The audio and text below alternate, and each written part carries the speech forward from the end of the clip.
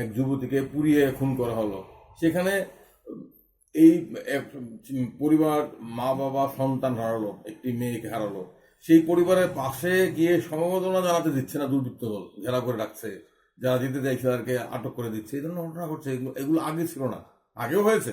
আগে নারীদের বিরুদ্ধে অপরাধ হয়নি তা নয়, কিন্তু হয়েছে, কিন্তু এই ধরনের পরিস্থিতি তৈরি হয়নি যেখানে নির্যাতিতার সাথে দেখা করার ক্ষেত্রে বাধা দেওয়া হচ্ছে। আমাদের রাজ্যে এই ধরনের ঘটনা ঘটছে এবং এতে স্পষ্ট হয়ে যাচ্ছে যারা অপরাধ করছে তাদের পেছনে প্রশাসন, সরকার, রাষ্ট্রের একটা প্রশ্রয় রয়েছে এবং তার ফলে এই ঘটনাগুলো ঘটছে। এটা উদ্বেগজনক। আমরা বারবার আবেদন করি, শুধু আবেদনে হবে না, আমি মনে করি একজন মানবাধিকার কর্মী হিসাবে নারীদের বাঁচার অধিকার, মর্যাদা নিয়ে বাঁচার অধিকার, জীবনের অধিকার রক্ষা করার দায়িত্ব সরকারের, প্রশাসনের। সেই দায়িত্ব তাদের পালন করতে হবে এবং নাগরিক সমাজকেও নারীদের বিরুদ্ধে যে হিংসা, এই নারীদের বিরুদ্ধে যে অপরাধ, নারীঘাতী, শিশুঘাতী, কুৎসিত বিভৎসা দিন দিন বাড়ছে, লাগামহীনভাবে বাড়ছে, এর বিরুদ্ধে নাগরিক সমাজকেও পথ নামতে হবে।